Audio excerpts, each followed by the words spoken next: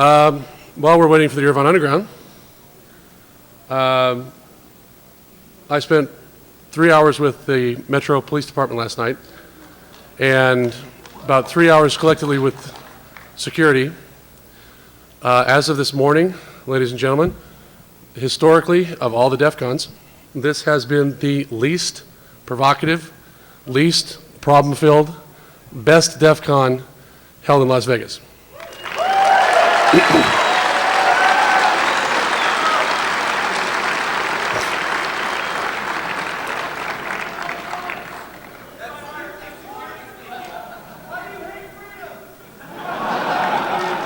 Because I have to put up with the likes of assholes like you. Oh no. We watch him daily.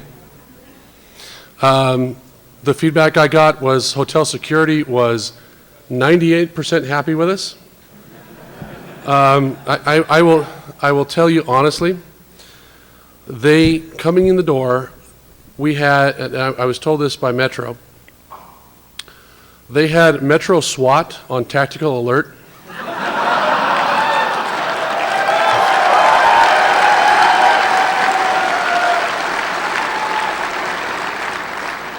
Which is kind of frightening because you can't really snipe bits and bytes. But God bless them, they were on alert. The hotel security guys had 4 single-space typed pages of all the crap we had pulled over the years.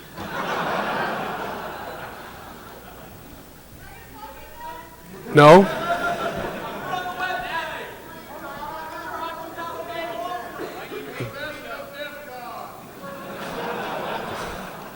Do I have dumbass stapled on my forehead?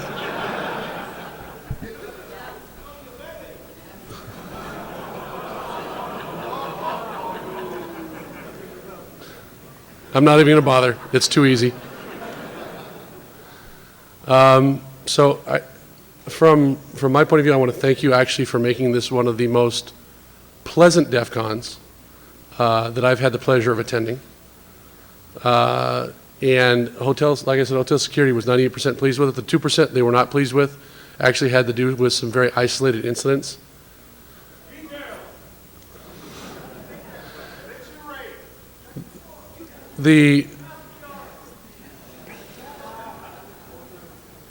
That was marketing demographic 49B, the anarchists.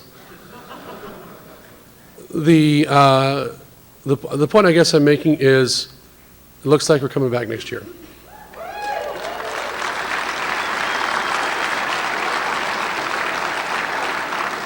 That being my personal opinion from the feedback from security who said, you know what, you guys, we literally thought it was the Visigoths and the Huns coming off the plains. Thank you, CJ. Where is CJ, by the way? Where is CJ, by the way? We gotta get him here to do that because he looks just like that guy in the commercial. And they were actually very pleasantly surprised, and they also want to thank you for being so respectful and so polite. They said they weren't cursed out once by any of us. Everyone was very polite. And I'd like to personally ask you to please continue that tradition because we're finally in a convention where we actually have air conditioning.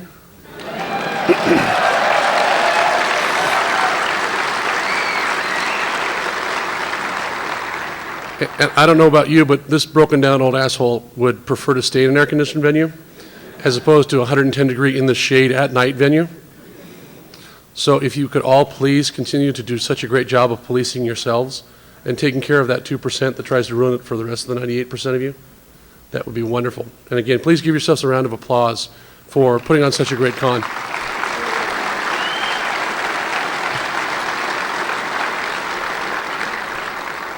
Have the Irvine Underground arrived yet with their Fed? Bring him on down. Can I announce him? Here comes the Fed.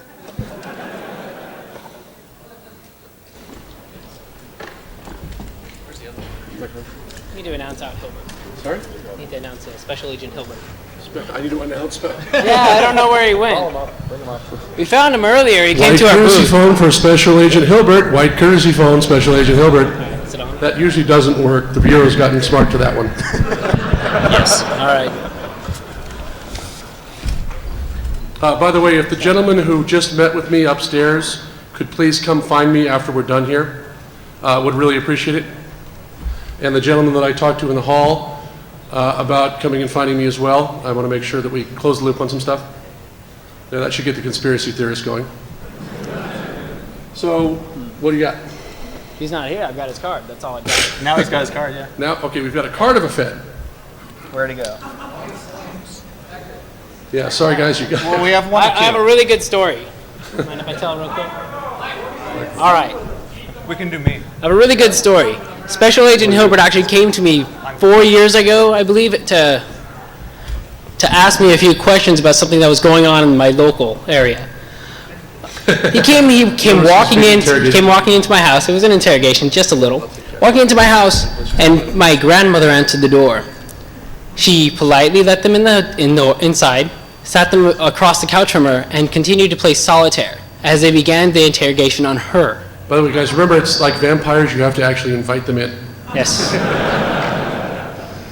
It was only 2 minutes until my grandma caught on quickly as to what they were asking about, called my name, and I came rushing forward to the unfortunate scene of 2 feds and my grandma playing solitaire. Your tax dollars at work. Yes. That's a great story, thank you very much. Good story. I have to find that. I think we're ready for the man of the hour, Mr. Dark Tangent, the guy who actually makes this all possible. And I'll turn it over to Jeff.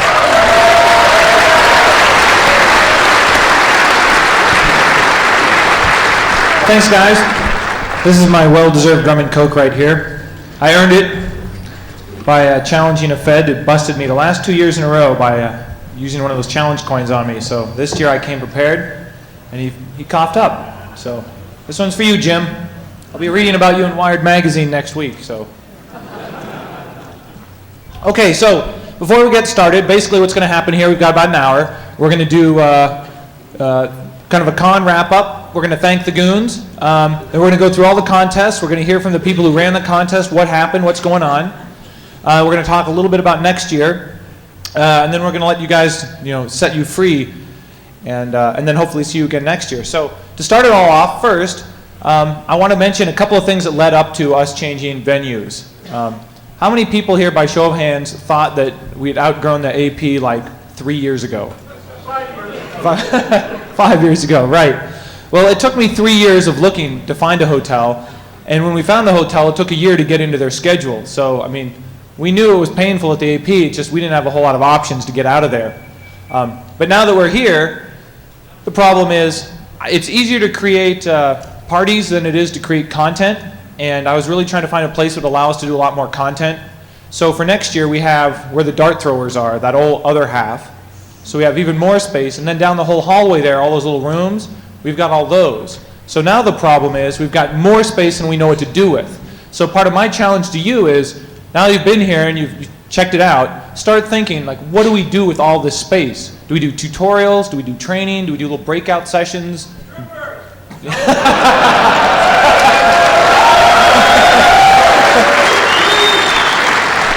But are they Asian strippers or blonde strippers? Or? The answer is yes.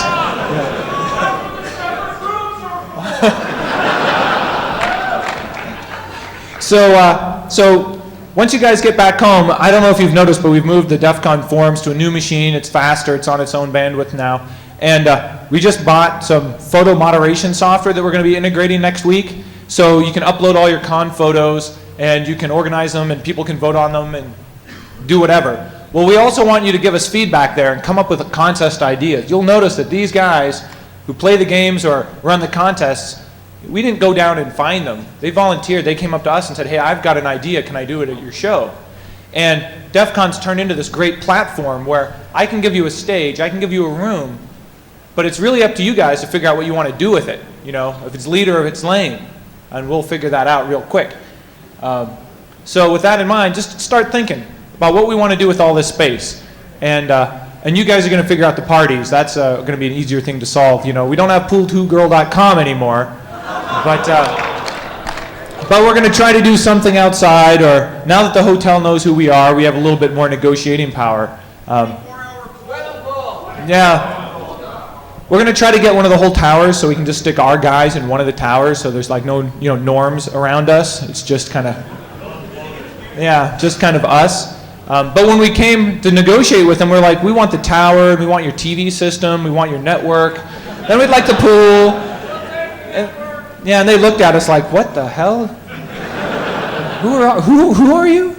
So, but now that we made it through this first year, I think we can do a lot more. I need to take my electronics off very quickly, I'm told.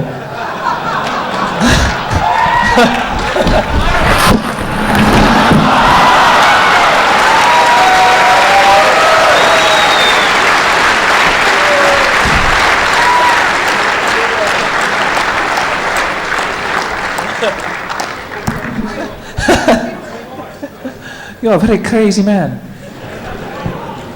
Okay, so I want to kick it off. First, if Zach isn't here, is Zach here yet? He's still not back there? Okay, we'll introduce Zach. Where is he? I don't see Zach.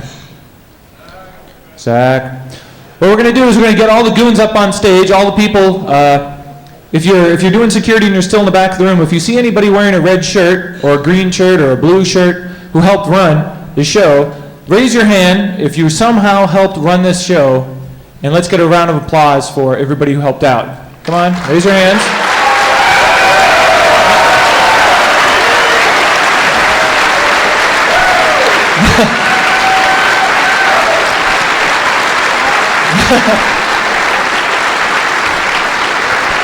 All those guys up there, they're hiding out in the death zone. Yeah. Come on up. So let me introduce you to Zach. Many of you might know Zach as he's the master behind the puppets. I'm sort of the guy at the wheel, but without any of these people, there'd be no car, there'd be no road. And while I'm over at Black Hat, Zach's job is here to set the show up and take care of operations once it's running. So Zach wants to do something special for all the goons that have helped out. So I'm going to pass off the microphone to Zach. When we get done with the ceremony, we're going to do a little question and answer session with anybody who's remaining. I can answer some of your questions, and we can do a little planning for next year, and we can go drink. So, Zach, here you go. Hey, Zach, who's not nearly drunk enough. Okay, so, can I have all the goons on stage? The ones that are down here. Red shirts, come on, get your ass on stage.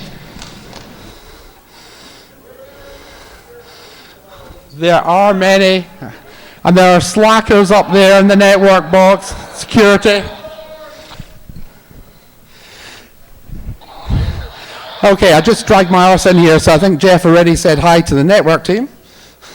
So, Locke, Heather, Video Man, Squeak, Luis, Wes from the hotel, Derek and James from Rant Radio. Thank you very much. It fucking worked.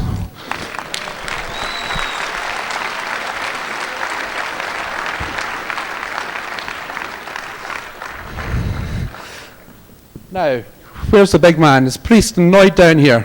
Or are they up there boozing? Okay. So, Could you step this way, please, sir? not quite yet. Hey, I'm my personal loud hailer, Mr. Priest. Lloyd, who's his smaller clone, but is in fact chief of security and his boss. Fun enforcement. So, Pappy, John Doll, Gold -1, Flea, Quee, Freshman, and, come on, the list. Let's have all I of don't them. have the list off the top of my head. Yeah, you do. Yeah, but there are a couple of guys I do want to single out on the security staff, though, that did a bang-up job.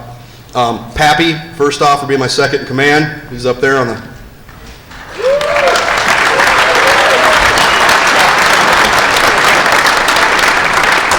I also want to point out Nobody and Arclight. I'm not sure if either of them are up there, but we had a medical situation the other night, and Nobody is actually leaving the country in the next couple of weeks to go become Dr. Nobody.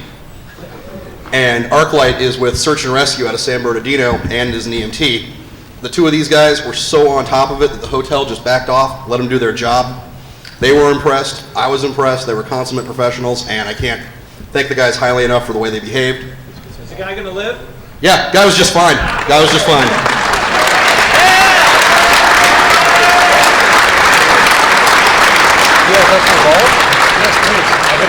Also, we got some new guys on this year. Skydog, Decode from Freaknik. Picked up a guy by the name of David from Poland.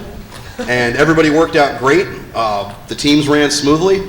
And I don't think we could have asked, barring some of the issues that went on last night, I don't think we could have asked for a better convention.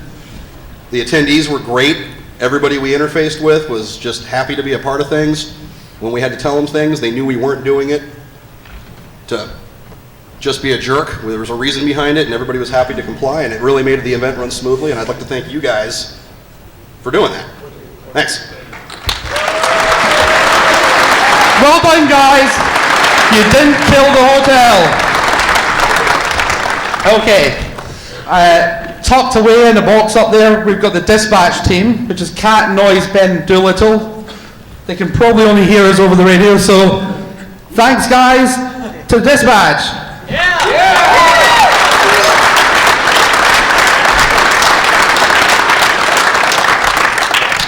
Okay, another team that's been doing a bang-up job.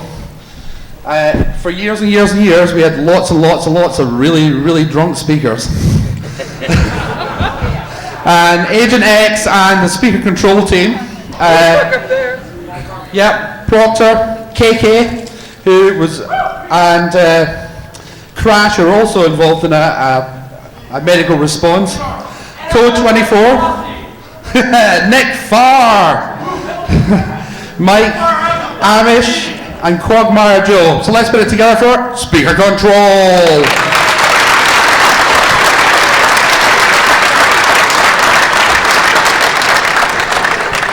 Okay, so you're going to see Russ up here in a minute with the contest. But Russ, Pyro, Dan, Eric, Mel, Ubersnitchel, Rick, Brian, Dennis, and Ray all worked on the contest. Everything went smooth. People got wet outside the dunk tank, including me.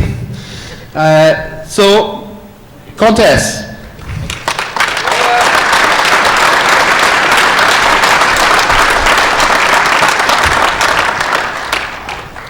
We regged almost 7,000 people.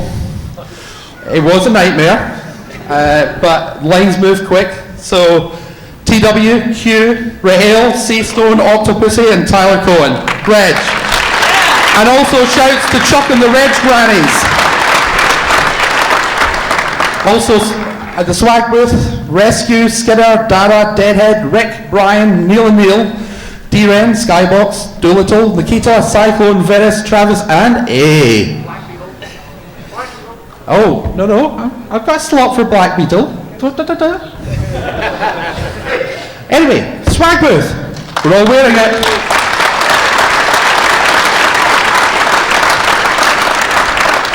Okay, quartermasters. We moved lots of crap around. Major malfunction. Tom, ETA, and Jacob. Without it, we wouldn't have stuff. So, not long to go. Okay, Romer, Alex Rogan, Forcus Maximus, and Evil, swag. And vendor area, sorry. Okay, info booth, because people need to know what's going on. Fokker, Snakebite, Mellowman, Clone Loader, Griffet, Jen, Tozer, Catch, and Rescue.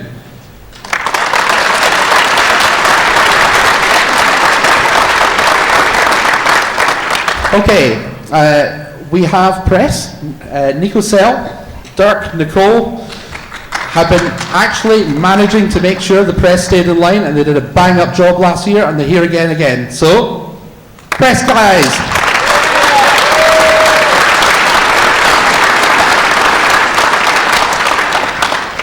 Grifter, who sorted out all your parties in the skyboxes. Okay. Black Beetle, ETA, all that team that actually designed, put together all the swag, and there was good swaggage this year. I'm going to have to FedEx my shit home. Thank you very much, Black Beetle.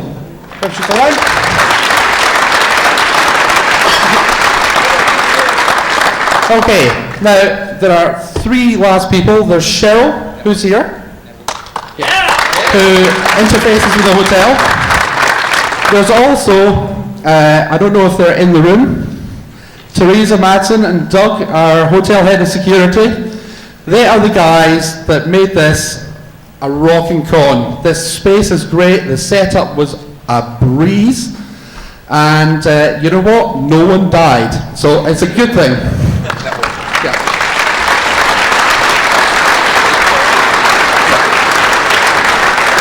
And that includes the hotel AV. I did network already, didn't I? Yeah, I think I did real fast at the beginning. Cool. Okay, and that's about it. So give it up for the goons of DEF CON.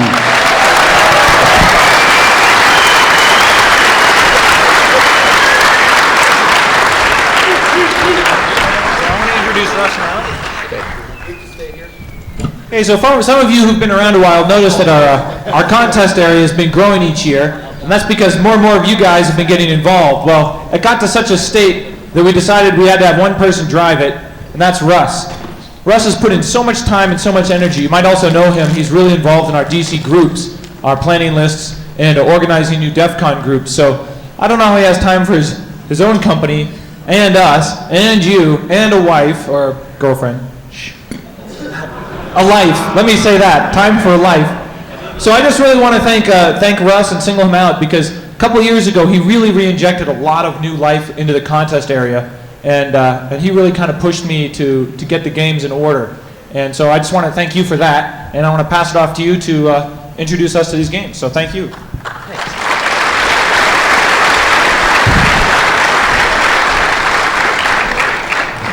All right, so this is the long part of the award ceremony. I will be as brief as I can because everyone else is going to be really wordy. There were a lot of unique challenges with coming here this year. At one point, we had Fokker from the info booth have to rush over to amateur CTF as an electrical line caught fire. We had the ward drive people get in trouble with hotel security, and everybody was freaking out. This was actually a very interesting year. I'm going home and sleeping for a couple weeks. I'm going to try and get all this right. I have no alcohol up here, so there won't be any drinking for me if I screw this up, because I will. First people I want to call up are the Wallace Sheep. You guys have seen the Wallace Sheep in years past.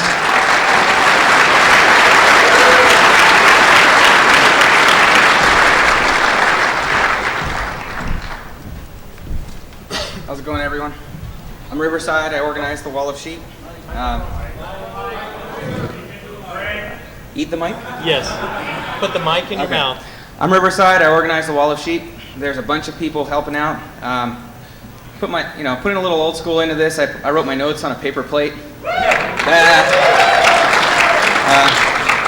going to try to make this short and sweet. As a wise bartender once said, using unencrypted traffic is still known as a dipshit move.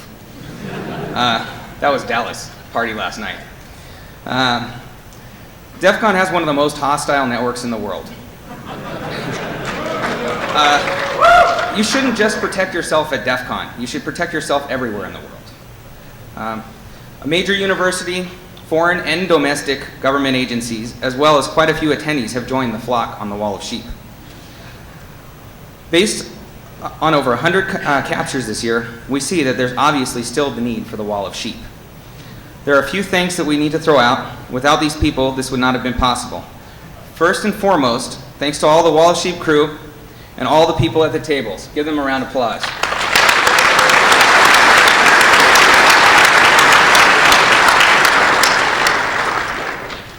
Thanks to all the DEF CON staff, especially the DC NOC crew, for providing us an awesome network this year. Special thanks to our new Sheep of the Year, NOC crew member, Squeak. Everyone, give Squeak a round of applause. Can we get Squeak up here?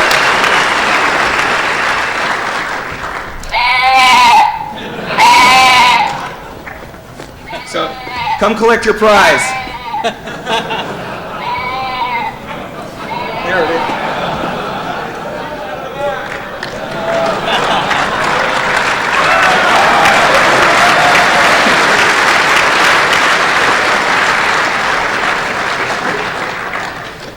I'll just leave that over there. Come on, Squeak. All right. On a serious note, we really enjoy running the wall every year, but we'd rather not have to. Please don't be a sheep. Thank you.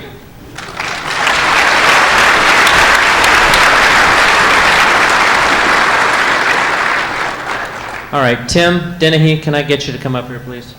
All right, every year we have artwork submissions. Some of those end up on the shirts and stuff that you buy.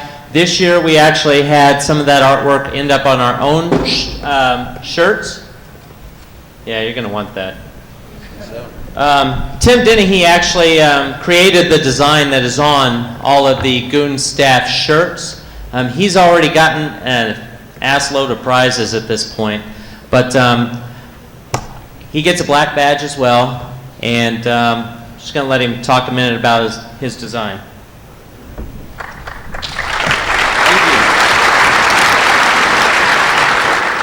Thank you.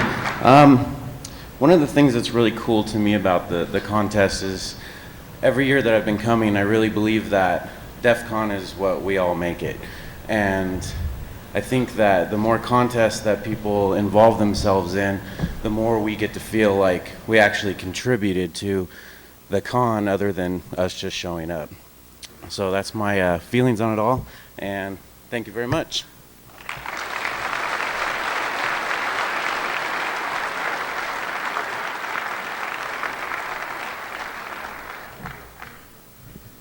All right, Jeff, do you want to talk about DC Forums real quick? The cop man's gone. Ah, okay, we won't. All right, Mr. Summit, Robert? Hackajar? Yes, the Summit. All right, Hackajar actually runs a fundraiser for the EFF where he gets a bunch of people that think they're important together in a room with a lot of other people that think they're kind of important. And they pay to get in, and they buy lots of alcohol, they drink, they get drunk, and the money's given to EFF. So here's Hackajar.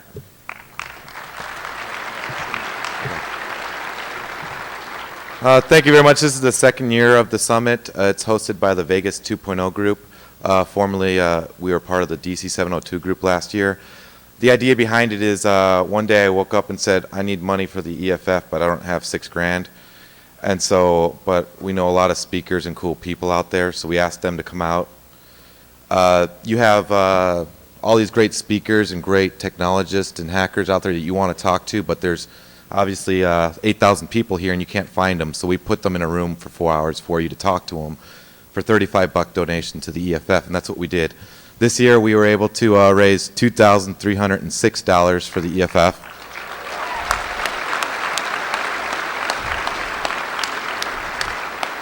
And last year we raised $3,195 for the EFF. We didn't announce that last year, so we also raised that. So a grand total of about $6,000 from across the last 2 years. We hope to see all of you guys there next year. It'll grow. Hopefully we'll get more skyboxes as it grows, so you can talk to these guys and have a good time. Thank you very much.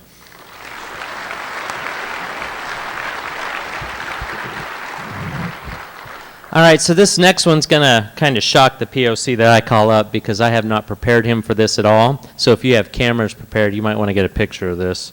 Eric Helmstead, can I get you to come up here, please? All right, Eric ran our dunk tank this year. This is typically run by Frank. Frank had to take off this year, so Eric stepped up to the challenge and did a really, really good job this year. So I'm going to let him talk about it a minute. Do you have the actual total, or should I give that? I have the actual total. Okay, all right. All right.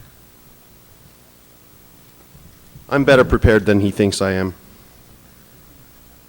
Yeah, that's minus the euro and Canadian, right? Yeah, so there you go. All right, I'm going to announce the top 10 donkeys first. Revenue generating donkeys. I was going to dog the person that only brought in $13, but I'm not going to do that. Number 10, bringing in $154 was the nurse. Number 9, bringing in $160 was Zach. Where's Zach? Number 8, bringing in $165 was Amber. Number 7, bringing in $172 was X. Number 6, right here, Russ, bringing in 182 and a quarter. Number 5, Adora, 190. Number 4, Dark Tangent, 211. Number 3, 252 for Pyro. Number 2 for $270, Major Malfunction.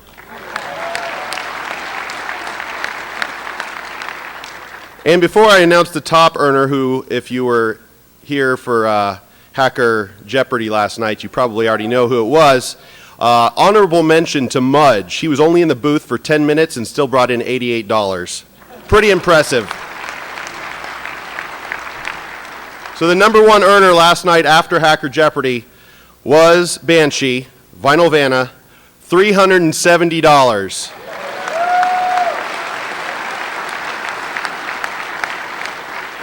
So the grand total was $3,686 and 20 euro and 5 Canadian and 25 cents. Thanks.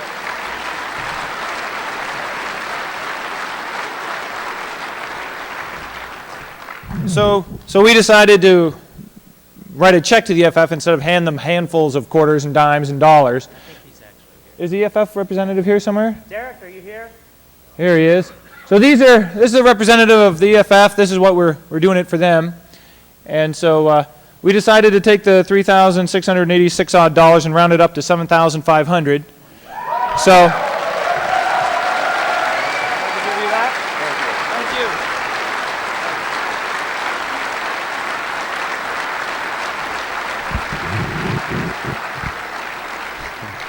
That's pretty impressive. I was really scared because there were some times that place was deserted. You guys know there's an outdoor hangout area, right? Really? Yeah. Okay, reopen the tank. Proctor, can I get you up here for a couple minutes? Part of growing next year is we've got a couple new contest ideas we're going to toss out there. Proctor's going to toss one out there. I want to mention one more. Wi-Fi shootout did not happen this year. Dave Moore figures he's proved his point already. But I have had a request to go ahead and do the Bluetooth shootout next year.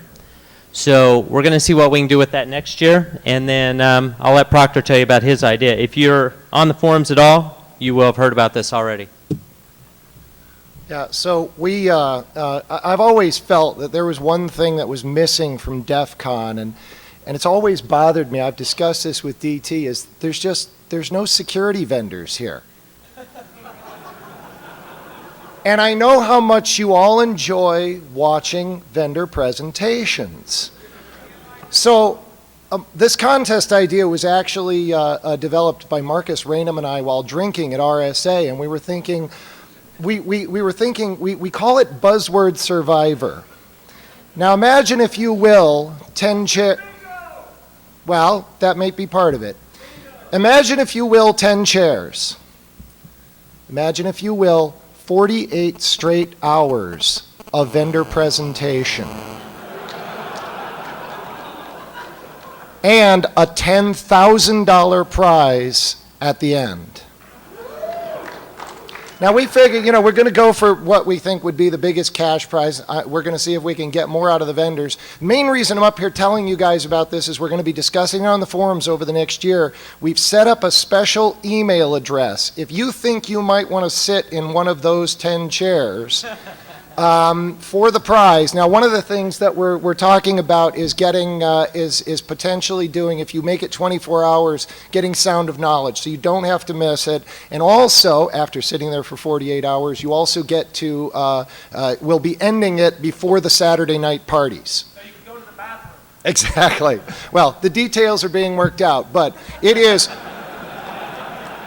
buzzwordsurvivor@gmail.com.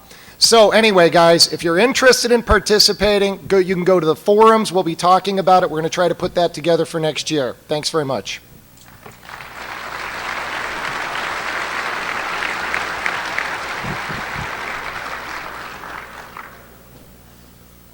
All right, Joe Grant.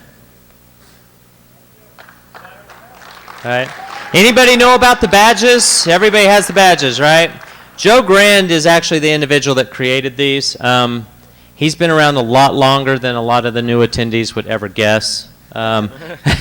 He's actually was kingpin with the Loft, and there was actually a mini reunion here this year. But I'm going to let Joe talk about the badges. He ended up running a small contest on this year. So, Joe?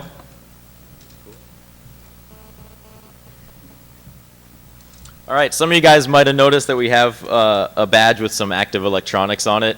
At least 6,000 of you guys have them, and the other 1,000 have some cardboard. Sorry about that. We honestly had no idea that we'd get rid of that many. So what happened on Friday, I gave a little talk about just the whole process of designing the badge, and pretty much spur of the moment idea that Dark Tangent and I had was, why not create a contest? There's electronics on it. Let's see what you guys can do with 2 LEDs, microprocessor, a switch, and a battery. And so we announced this on Friday morning, and I told everybody that if they were interested, I'd be judging at noon today, so they didn't really have a lot of time. And we ended up with some really cool entries. Actually, we only had 8, so 8 out of 6,000 is not good, but it's better than 0. And it turns out, actually, yeah, there's some really cool stuff. So I'm going to give out 3 awards. There was some of them you guys might have seen. A lot of people had modified their badges for extra LEDs and extra blinking and cool stuff like that. But I'm going to mention first an honorable mention, which I just thought was kind of cool. Zane ended up making a flamethrower out of his badge.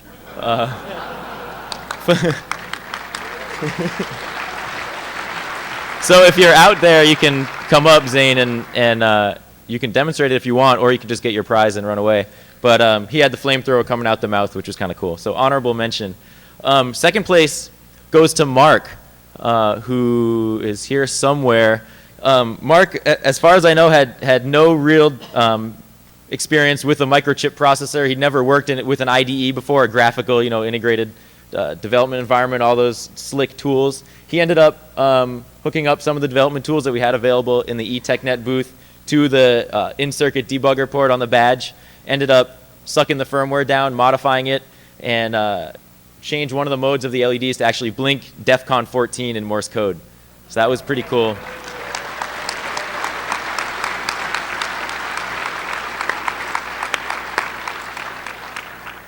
And then my favorite, which is why it's the winner, is Scott, who's over here setting some stuff up right now. The interesting thing is Scott had no idea that there was even a contest going on.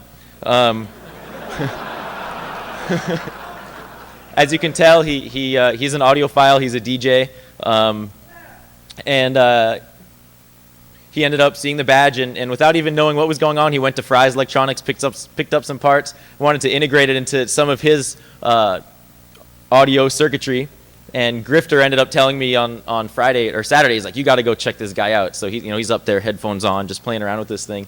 And I was just blown away. So he's setting up a demo.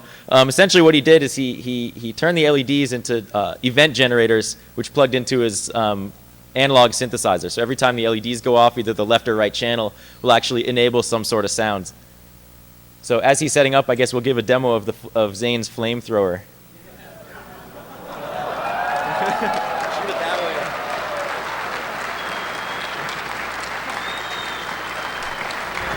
And the LEDs haven't caught on fire yet. That was me. Yeah, so I had the squirt gun. For those of you guys remember, this is way cooler.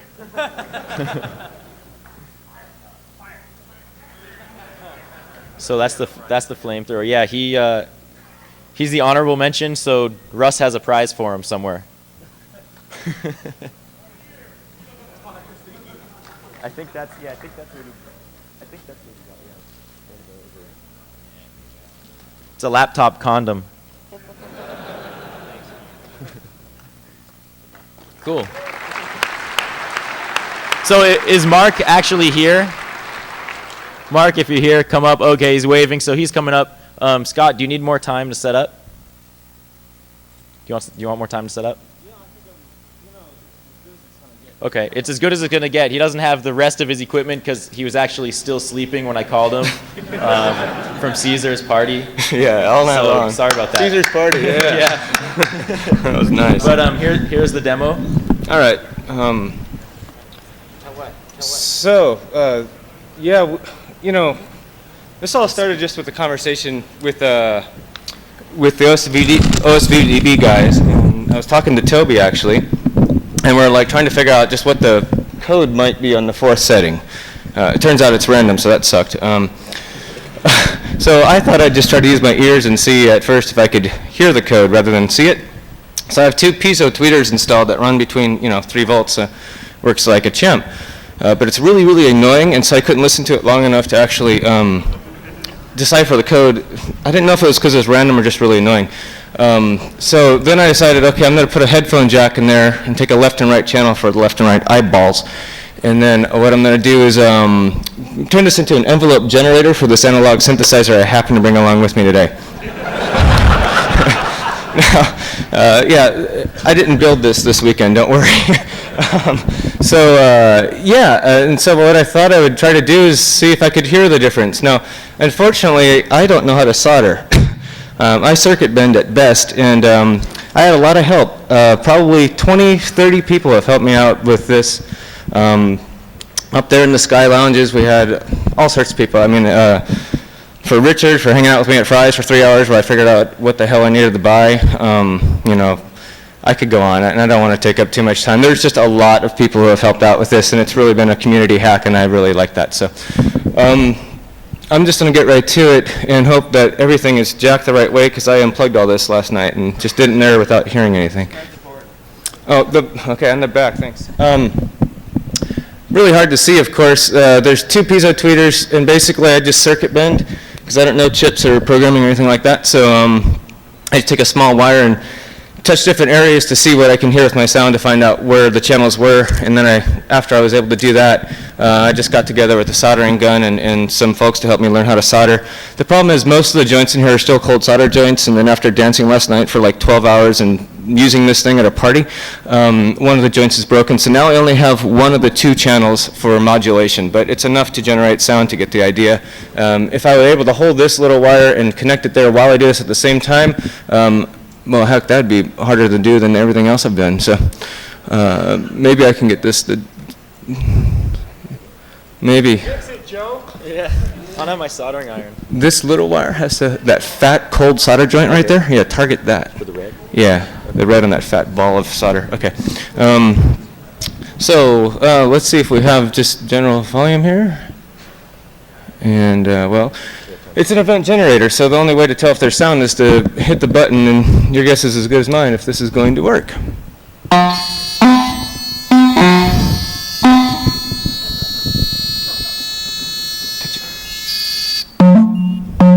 Good job.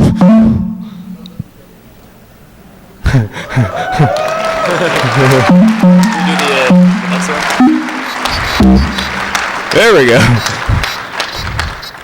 I think the other thing is I've gone through like 8 batteries because I'm pushing 2 piezo tweeters and analog out over attenuation. So I know enough to know that I'm out of juice. So that's the demo. Oh, yeah.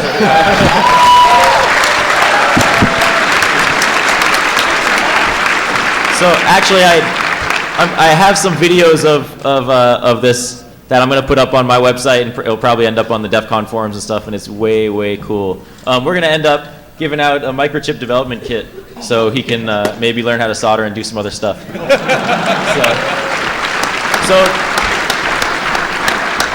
just wanted to say thanks to Joe for designing such a kick-ass badge. I mean, think about it, all the things you could do with that thing. If I can actually use that kit to create this, turn this thing to an oscillator, then I'll actually have like some serious gear. Oh, here. So here's this. And here's Mark, by the way. So he gets the prize too, and Russ has it. So the one last thing I want to do, I've actually wanted to do this since we started talking about designing the badge, is we're going to, hopefully if someone can control the house lights, we're going to turn the lights off. And if all you guys can like turn on your badge and cover your faces, because we're going to take a picture, or put on your mask or whatever, turn them on and just hold them up, because I think it's going to be a really kick-ass picture. I don't know where the light switch is. Oh, there we go. That's cool. Yeah, that's awesome. We need some like love songs going on here.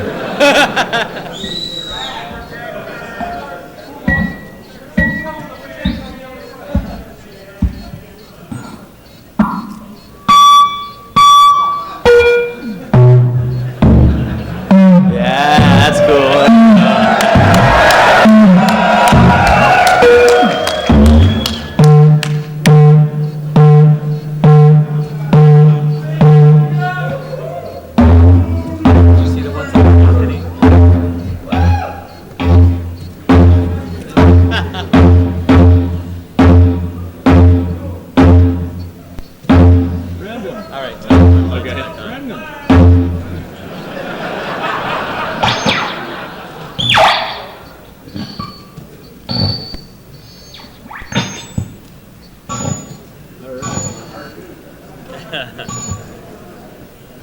All right, that is all. Thank you guys. And stay tuned, we might have some other hacking contest next year. Don't expect a badge, but it might be something. All right, thanks.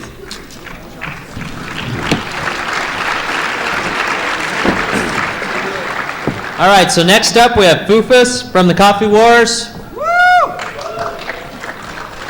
Man, there were a lot of freaking submissions this year. You guys like your coffee as much as your alcohol. Good afternoon. Every year, Coffee Wars is beset with some new challenges. This year, there was just a little confusion about when the con would be starting. I'm not sure if any of you noticed that. But behind the scenes, Sherdlu and I were actually marooned in an Albertsons parking lot on an ill-conceived quest for water and cups. So it was quite a challenge. But every year, Coffee Wars triumphs over those little adversities, and the magic happens. So in spite of it all. And as always, we owe thanks to many. Russ, in particular, helped with all the pre-con organization, but more importantly, he really smoothed things over for us when the delays started happening. So thank you, man. Thanks also to the DEF CON forums for helping whip up the pre-con enthusiasm, and of course, Dark Tangent, who did his bit by supplying two of the most unusual entries. Usually we only announce 2 winners, but these coffees set kind of a new standard. After DT's entries, the next most expensive coffee was Turd Foo's Panama Carmen Estate, which was at a respectable $24 per pound. DT's cheap entry was $80 a pound. But we want to really honor his expensive one because we'll probably never see anything like it again. It was $180 a pound. The Poo Maximus Arabica entry had the lowest bang for the buck score by at least a factor of 10. So we have an award for you, and I don't know what is funnier, the fact that this steel thermos comes in a protective leather case, or the fact that it is actually an official Lockheed Martin steel thermos. Well done, sir. I just have to say, after Paul Proctor told me about the coffee beans that are processed through the poo of these tree cats, I had to have some. Yeah, because who wouldn't?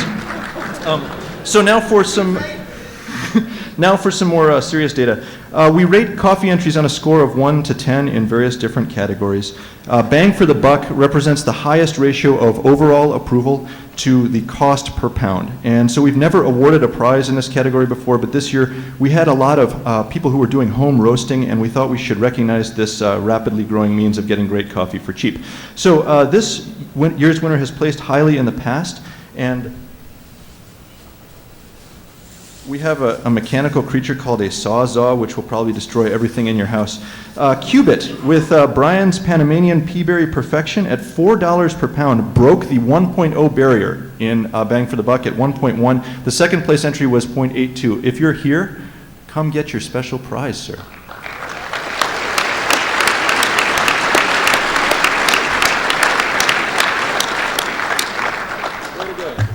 Way to go. All right, and lastly, our winner hails from my home state and submitted beans from a well-loved local roaster, which apparently I have been underestimating these past years.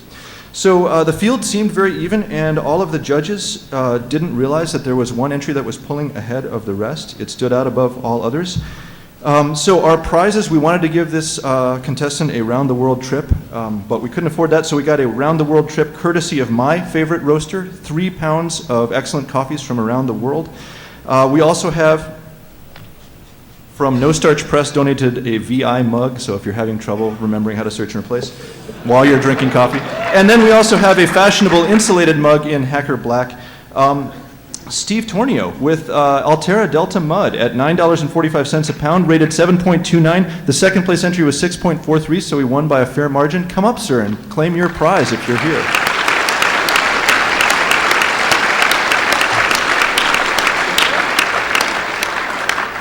All right, if any of you knows Steve, tell him to find me. Otherwise, I'll get it to him back in Wisconsin. Thanks. Oh, you're going to post the results?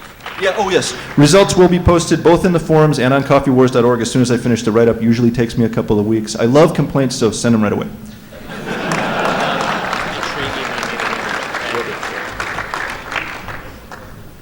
All right, beverage cooling. Where are you? There he comes. This is really dangerous. They tried to set up by the pool. There were some security issues with that.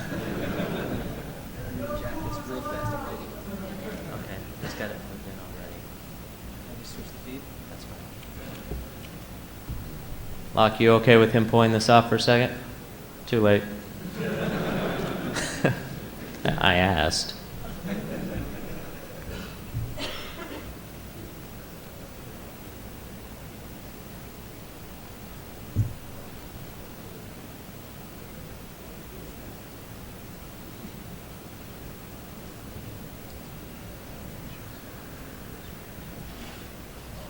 Got something?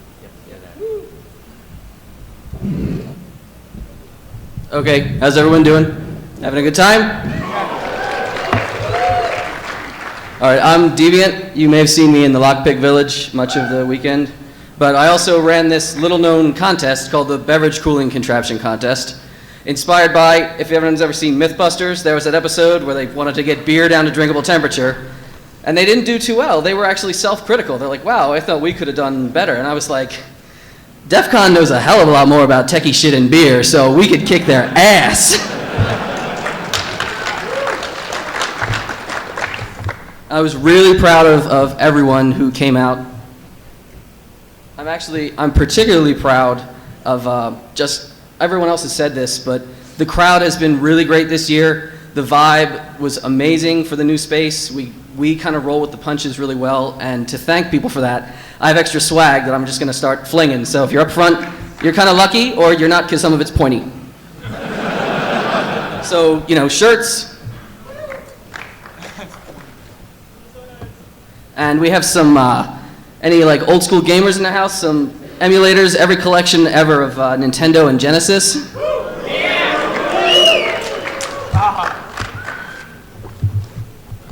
Oh, there's more than that.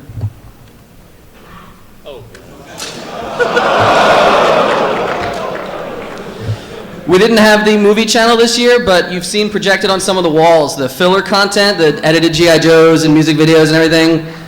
Tierra was a great guy. We helped him recode a lot of it, so we have some DVDs of that.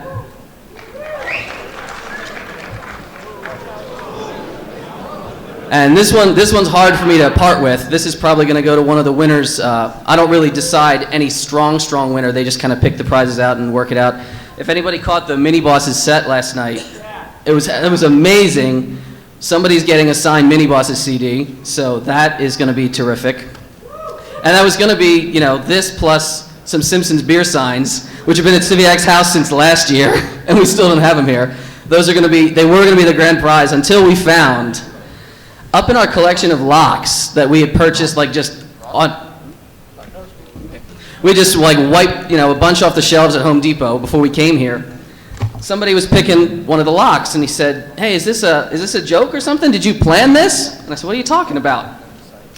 I wish I could take credit for this because it's badass, but we actually have a master lock that the combination is 31337.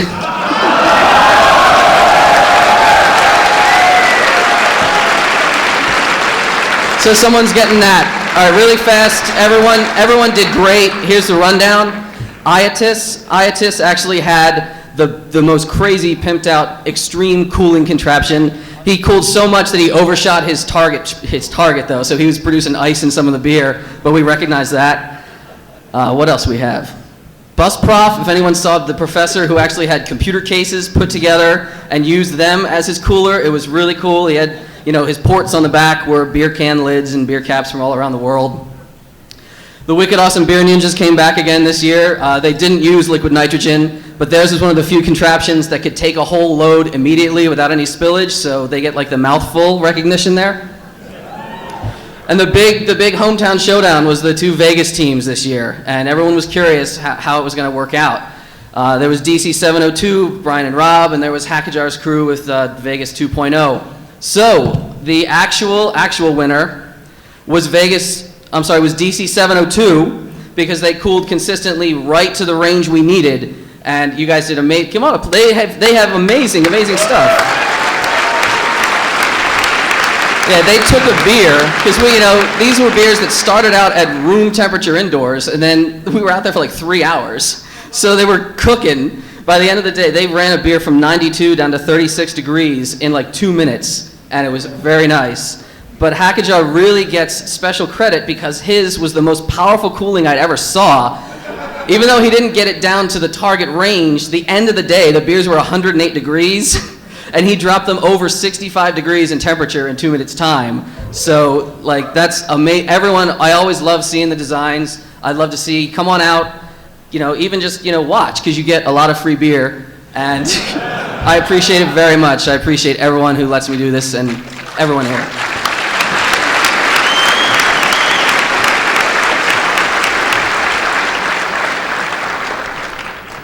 All right, Thorne took over the ward driving contest this year. I'd like to give him kudos for dealing with law enforcement.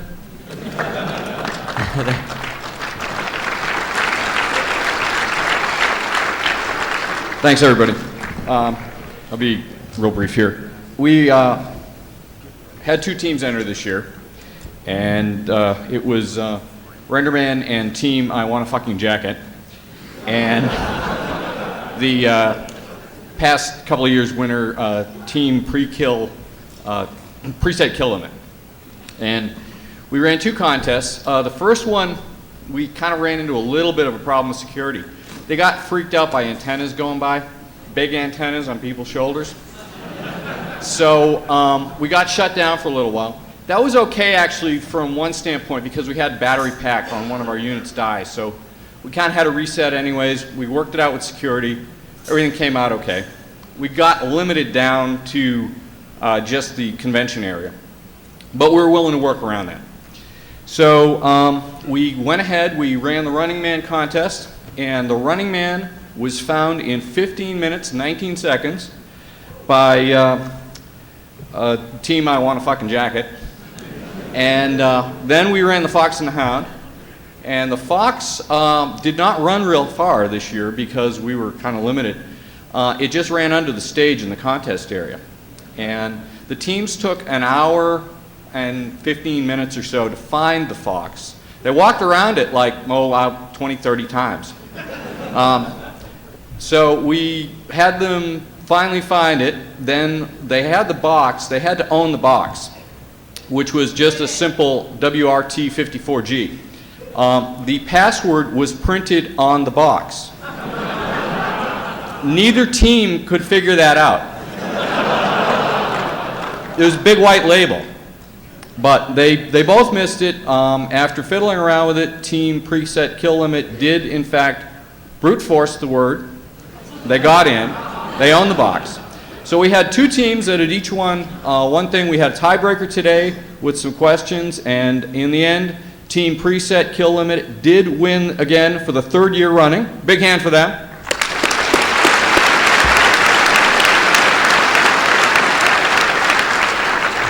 So, all in all, we've got prizes for each of the teams, but considering that both teams were not able to actually see what had occurred, the prizes this year are optical.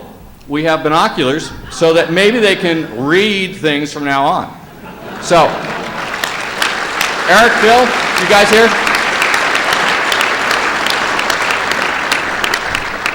And Team I Want a Fucking Jacket, if you have, okay, there's Render. You guys get the big binoculars, thank you. And you get the little binoculars. Thanks. Thanks a lot, folks. Appreciate it. And I just want to give my thanks to Chris for giving me the contest this year. I had a lot of fun. Didn't get off completely the way we wanted, but we're going to do better next year. Thank you very much.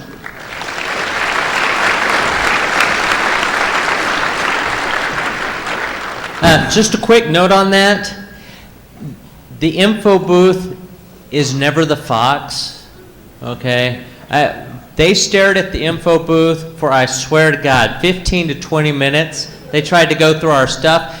Snakebite was about to jump out of the booth and let them have it. All right? If you've ever seen an angry Asian woman, yeah, so info booths off limits for that for next year. All right, so we had a new contest this year. We figured we'd give it a shot. Mystery Box Challenge. All right, lost. This thing was awesome. How many people saw it or participated in this? Okay, would you want him to do it again next year? All right, so here's Lost.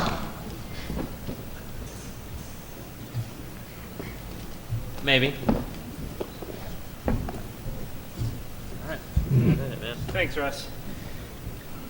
When I first came up with the idea for this contest, I was actually talking with Cotman, who unfortunately isn't here on the IRC channel.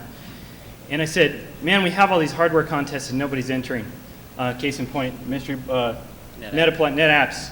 We just had a call for it and nobody showed up. Nobody wants to do a build before they come to con.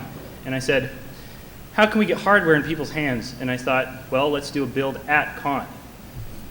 But I approached it as a mystery box and did not tell anyone what the contest was. Now, if you think selling a new contest to people is difficult, try doing one where they don't know what the contest is.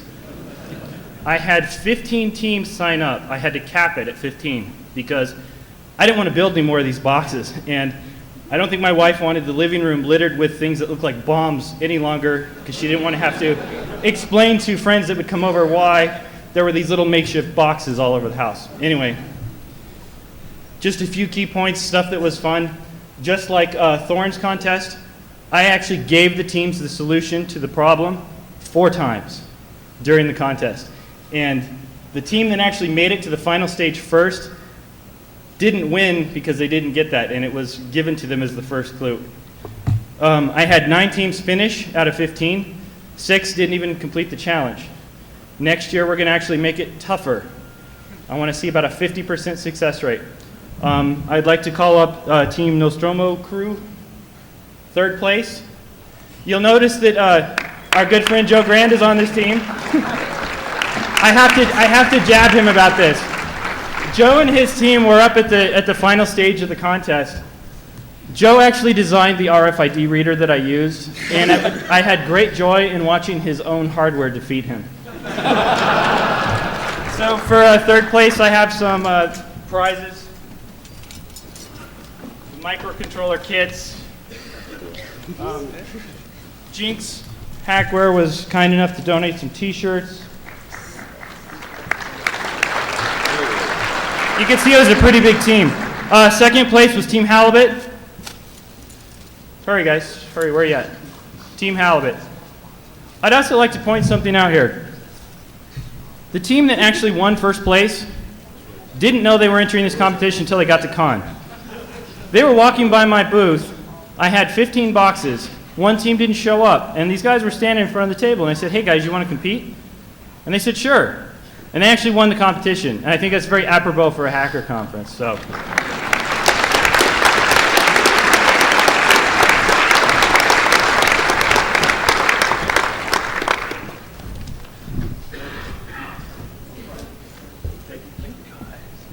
First place, appropriately named Team Last Minute. Where are you guys at? Come on, hurry, hurry.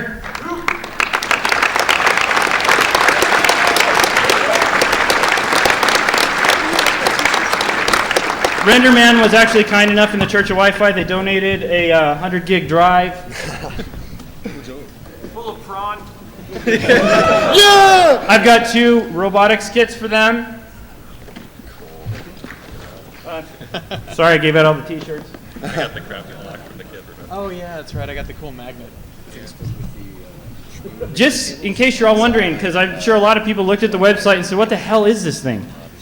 They were all given a box that had 2 locks on the outside and a third that was covered with an LCD. There was a circuit on the outside with wires that they had to disconnect in a proper order. If they did that, they received a number. They also had to pick through the locks. There was actually a third lock that was left unlocked, and they picked it shut. Hey, we weren't the only ones that did that. They didn't realize that the box was unlocked because also on the inside was a neodymium magnet that most of you know your lock picks are ferrous, and trying to pick a lock with a rather strong neodymium magnet behind the lock is not an easy task. I would like to give special bonus points to the teams that actually extracted the pin out of the hinge in the back and bypassed the locks altogether.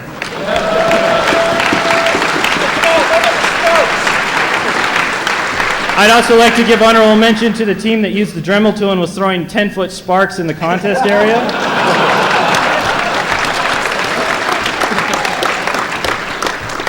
I can say thank you to everyone that participated. It was more fun for me than it was for them, I'm sure. I went from team to team and just watched the stuff that these guys were doing. It was crazy. There will be a write-up in about 2 weeks. It'll also be posted in the DEF CON forums if you're interested, you want to know more about it. I guess, popular demand, I'll do it again next year if you guys want to see it.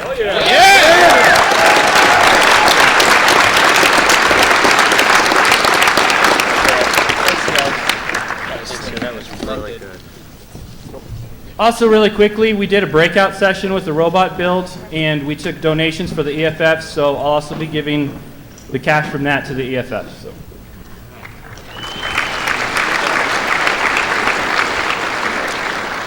All right, Virus.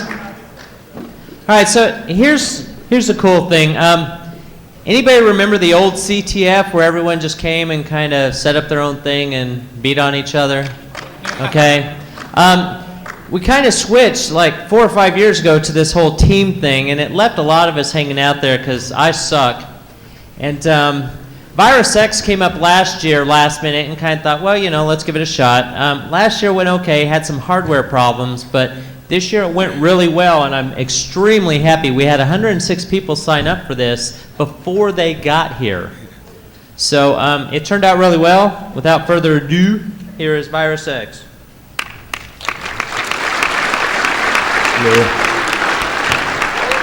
Yeah, last year was interesting because like we came up with the contest about 2 months before con and said, yeah, sure, let's do it. You know, it's a cool idea. So we hosted it over Wi-Fi. Yeah, bad idea.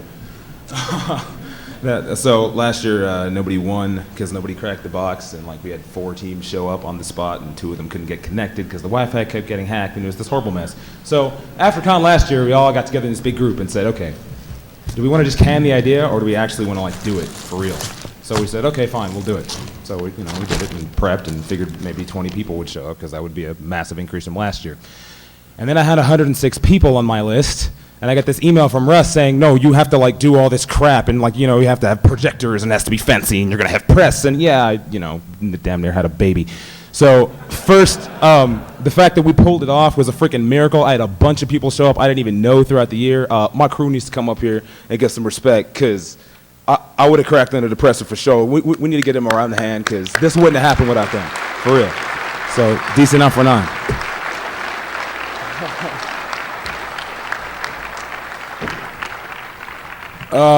What the contest was if any of you remember when Root Foo used to run CTF, it was, everybody had a box, it had stuff running on it. Hack a service, keep a service. As long as you hack it, you get points. This is the same contest, only we had all the boxes, and it was supposed to be amateur, so we made some of them really easy. We had 10 boxes. Nobody got past level 6. So apparently they weren't that easy. We had 31 teams registered. We had about 3 of those, 3 or 4? 4 of those? 4 of those show up, and a bunch of other random people that wanted to play, so we let them play. And we had 3 main folks, so I guess I'll give out my prizes before I shut up. Who's third place? Dirty South. They already bailed, but we gave them a prize, so we'll just clap for them because they were there. And second place was Sudors. So if you guys are out there, come here, get your prize. We got prizes. There we go. Yeah, these guys came in late too. They weren't registered, and they just walked in and kind of did it. So. Huh? Technique. What? Yeah, that's theirs. And Got this. Oh yeah. Took you a while to find that out. Oh yeah. So not getting some of these boxes was embarrassing because like level 7, we rigged it so you could see the source code if you went to the right URL and nobody got it. Okay. And first place by a rather massive margin was WCSC, aka White Hatters. I'm pretty sure they're still around, so if you guys could come up and get your big box.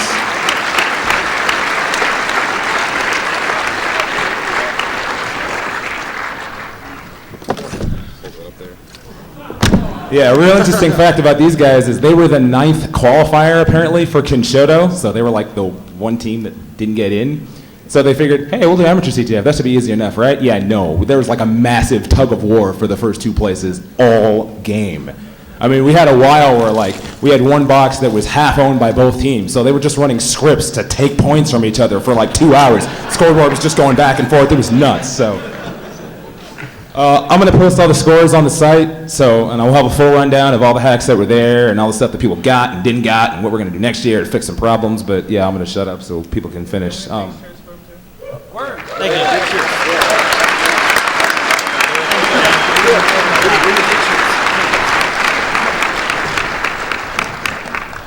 All right, Sid. All right, scavenger hunt was here again this year. Very disturbing to most of the hotel staff who had not seen this before. I apologize. Come on up.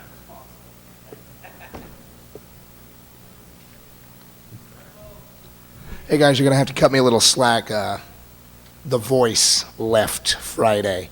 I'd like to thank everybody that participated, everybody that generated any sort of buzz about the scavenger hunt this year. As a lot of you may know, I won a lot in the past, and once Grifter and all the guys in the 801 stepped back, looked for somebody to take it over, and it was me. Had a great time putting the list together, was really painful, and took a lot of hangovers. I have no idea how much hell I put the 801 guys through while I had it. Sorry, Grifter. Had about 7 teams that competed this year. I'm looking at arranging some stuff to make it a lot easier for smaller teams to compete next year. Just like to give away a Def G with 43.94. Actually already got their prizes and took off. Second place was with 91.95. And first place was Vegas 2.0, Hackajar's team once again, with 9,450 points. It's about time. Come on up. And if Team is here, come on up too. We've got your swag. It's like everybody to know we've got boxes of swag. I do a lot of work to get this stuff together. We've got a fully functional Teddy Ruxpin. We've got laser discs. We have 8-tracks. We have a lot of really good stuff too. We got DEF CON windbreakers. You guys are nice enough. Everyone in the vendor area was great. I don't think anyone in there did not donate a grip to us. I'd like to thank everybody in the vendor area, all of our competing teams, and I'll turn it over to Hackajar. He's been waiting to get this mic for this challenge for quite some time. Hello again. After 3 years, we finally made it to the first place. It was pretty humiliating being the local team and getting second place 2 years in a row. We're supposed to have a grip on this.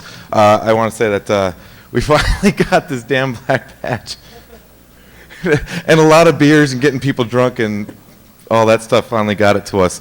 We'd like to thank all the goons that accepted the free beer. And this contest, you guys really need to sign up for this. They really need to keep it going. A lot of the other contests are very interesting technical contests, but this is a life hack contest. You're a great hacker at life and figuring out things and problem solving. It's my favorite contest here and all the team members as well. And we fought with other teams for many, many years, pitted battles and everything, but when it really comes down to is you're a life hacker to do this. And it's fun and exciting. And The hardest thing was explaining to them why they shouldn't kick me out of the hotel for jumping into the pool with rollerblades and a trench coat. So they said, well, okay, you're the only team we won't kick out, but if somebody else jumps in here, they're so gone. I'm like, okay, great.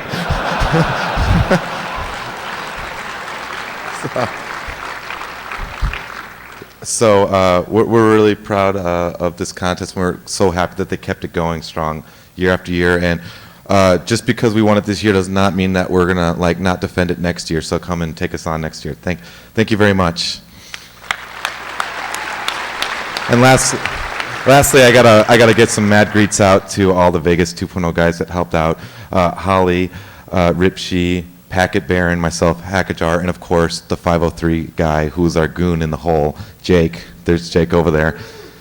And they didn't mention it because he didn't know there was a contest, but he actually hacked his badge to turn off all TVs when he walks by, just for the record. So, so thank you very much again, and we'll have a great year and see you next year. Thank you.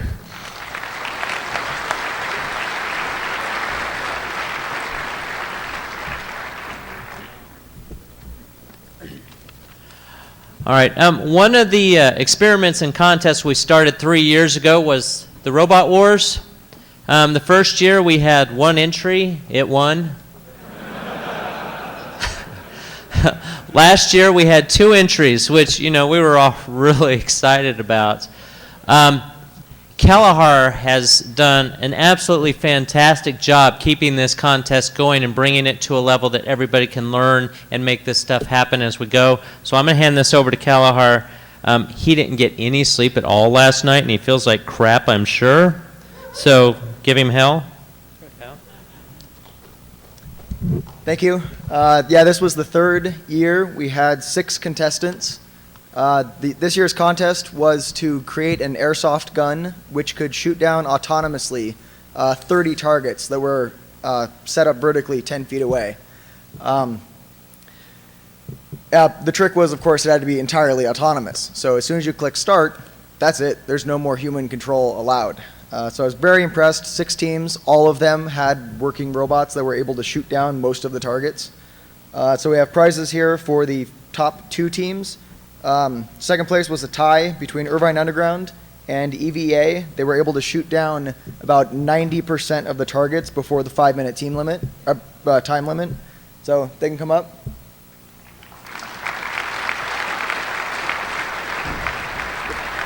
Just get them with you, Rich.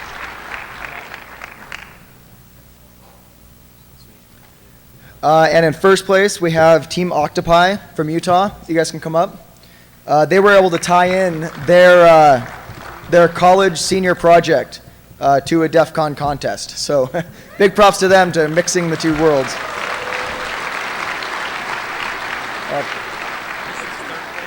this is first place. So peek at your backpack and the neoprene. They were able to shoot down all 30 targets in 37.7 seconds.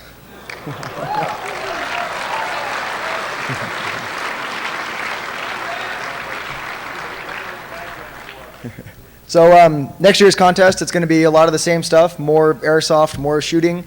So we're hoping to double the entries again to hopefully 12. So if anyone wants to sign up, we'll be on the forums and at defconbots.org. Thank you. Who's first? What was the hardest part of what? Was it mostly vision? Just explain how it works. Yeah, all the teams used cameras to track what the targets were. The targets were 1-inch, 2-inch, and 3-inch. Lit with an IR beacon in the center, and tying those into the computer and the vision, and getting the gun to track to where all those different targets were was very difficult, but all the teams were able to do it. Anything else? Third place is not here. No, they're not here. Okay, thanks.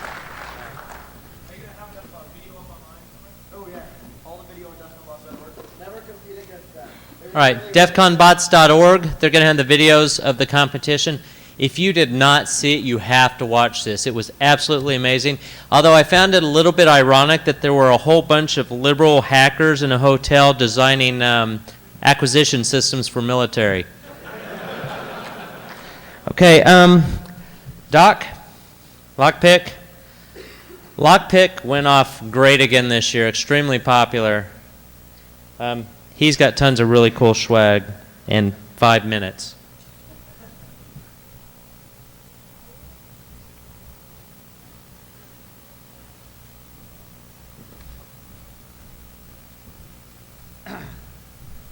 Hi, I'm Doc, and about 4 years ago, Kai Goth and I had this brilliant idea we'd do a contest, and somehow we came up with lock picking. I don't know how, but it has really taken off over the last 4 years. So now we have officially done LPCon 4 inside of DEF CON 14, and so we're always 10 years behind, but that's okay. We can deal with it. First off, I'd like to, as I'm talking, I'd like for Sam, Chris, and Press to go ahead and come up. All right. And if you want, let's go ahead and have Wearlock and Omicron come up as well. First off, I have to thank the people that make this possible. It's not one person. It has to be a team of people. And so specifically, I want to thank Tool USA. If you're a Tool USA member and was helping out, please stand up. I want to recognize you because it was impossible to do it without you. Great job. Also, the guys from Lock Sport International, please stand up. Thank you. The majority of our prizes here were donated by the University of Advancing Technology. That's why there's a couple of robots up here. Again, we try to make it fun. We try to make it interesting.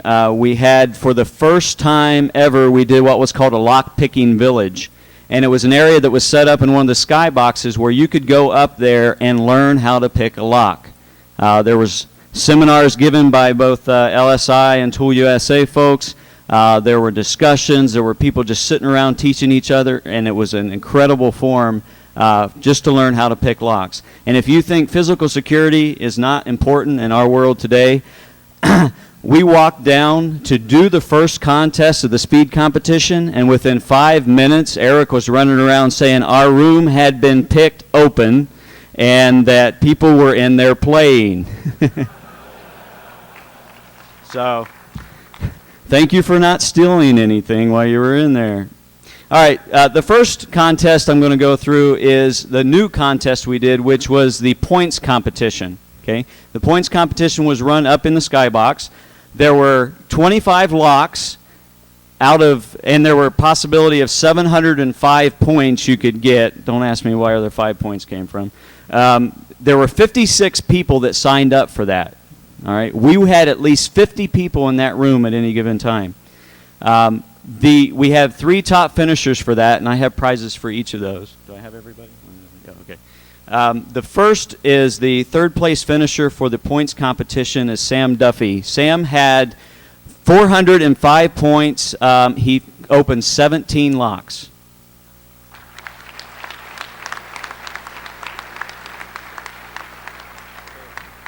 The third place finisher gets a lovely bag, and also they finished third, which is an incredible place to be out of 56, but maybe a little more practice would help a little bit, and just to bring it up a little bit. So.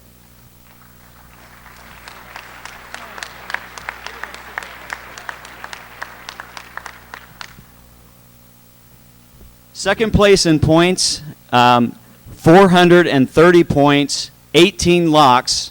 Third and second were separated by finishing 1 lock. Chris Pinnacle.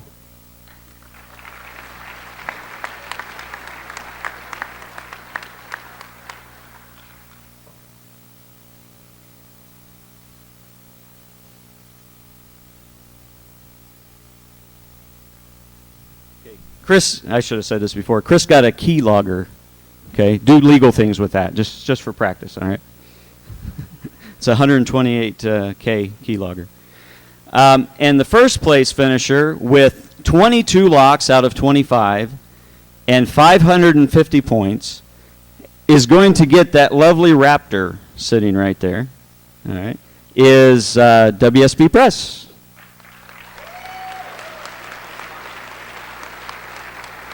right,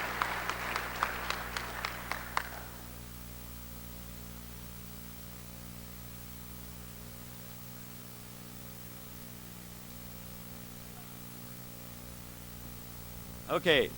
Now the next portion of this, the speed competition. All right. We are going to probably rename the speed competition, which in this case the last couple of years has been an oxymoron.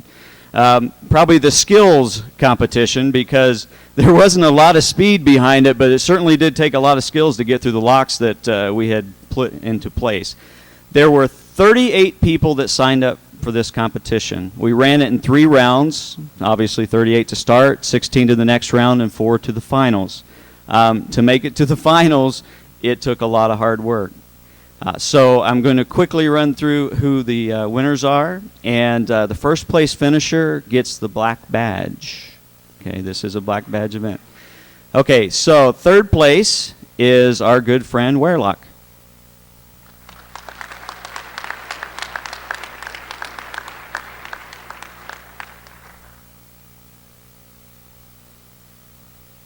Wearlock also got a lovely bag and a extra board to practice his lock-picking skills on.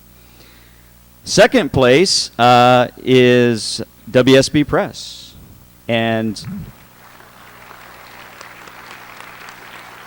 he's going to need a bigger suitcase to go home. He's going to get some spy gear that was donated by UAT.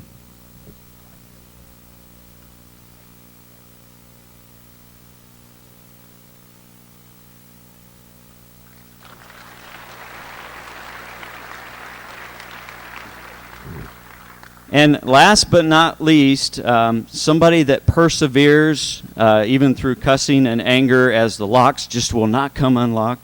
It took 26 minutes to get through 3 locks that were on our lock boards. Okay, these were Home Depot specials, specifically purchased hoping they would be easy. Whoever made them had a good day because they were not easy. But it got done, and in 26 minutes, Omicron had finished everything. And he gets this lovely Robo Sapien, thank you, Russ, as his prize. And he's going to need a bigger suitcase, too. So.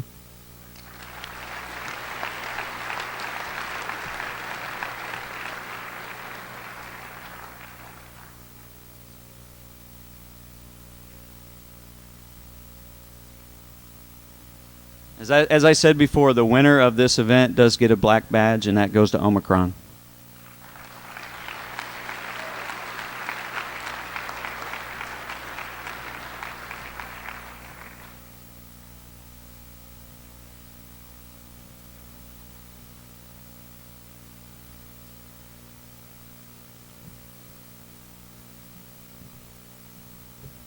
All right, that's it for them. Who's, Nick, G-Mark, who's doing Hacker Jeopardy? All right.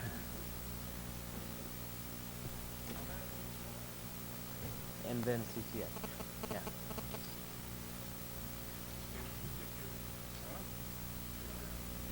Nick Farr, you here? All right, go ahead.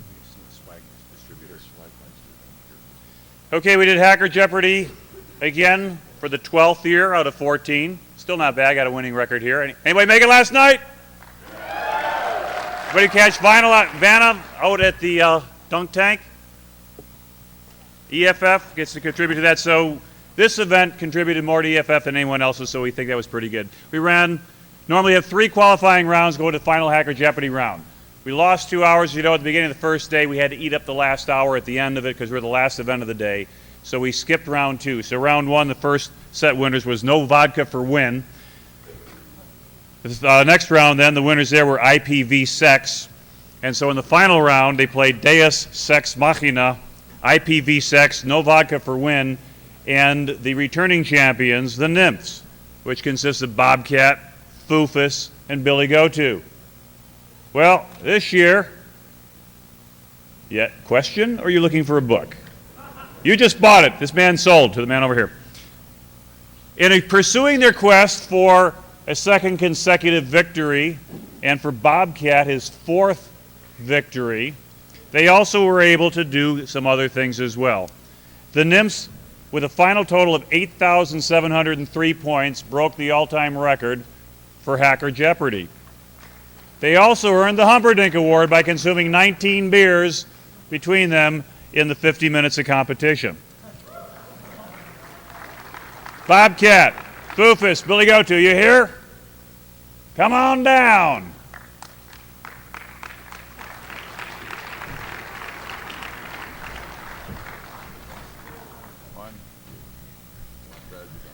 These guys know way too much about way too many trivial things. Like deep crack. Yes. And they know way too much about the other issues, which we're not going to discuss in a public forum. They got 4 out of 5 on anal. So anyway, we need to increase the gene pool next year for teams. So if you think you got what it takes and you know something, come on out and try out for Hacker Jeopardy. We'll make it a lot better competition next year. So we have a black badges, a presentation that we'll give to Billy Goto, to Bobcat to add to your increasing collection, and to Foofus. What is your winning technique? We drink a lot. And when that fails? We drink even faster. Drink a lot, drink faster. It works. Well, it's important to keep your mouth shut. When Actually, I'd like to thank Win, Nick Farr, and G-Mark for putting on the game, doing a great job. Banshee was the best vinyl banner ever. And Ashley and Alanka working the beers, thank you very much. And I would also like to thank the other teams for not vomiting on us this year.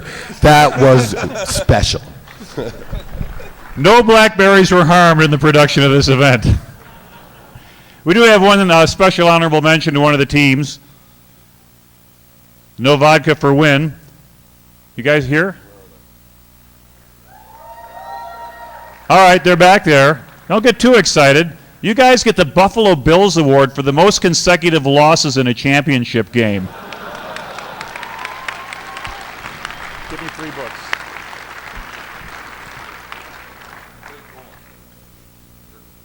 They're gone. They're gone.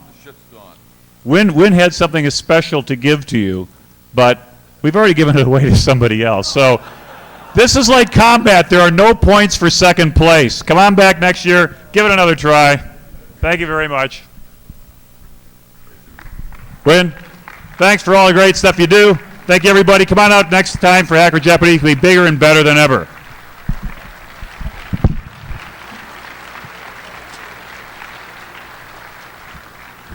All right, last one. Yay.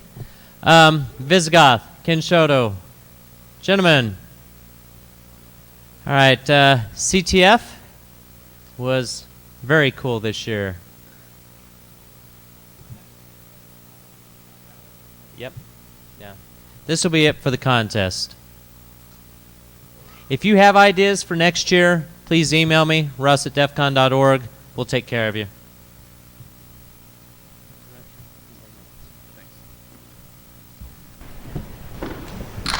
Hey, y'all.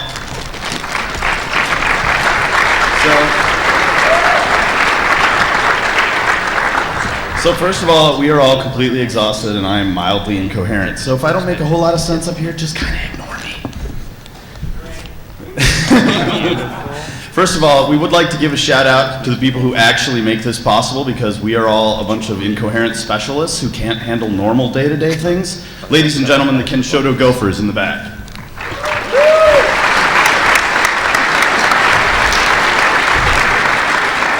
So for this year's contest, we had 130 teams sign up to play in the qualifying round, which was sort of Jeopardy style, involved several different categories of challenges, forensics.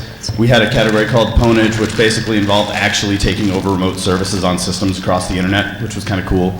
We had cut service providers once because one of them completely disconnected our service when they saw all kinds of stuff going by that they thought was scary. So it came down to several teams being able to make it in the game. Out of 129 teams, we qualify 7 teams, and of course the previous year's winner.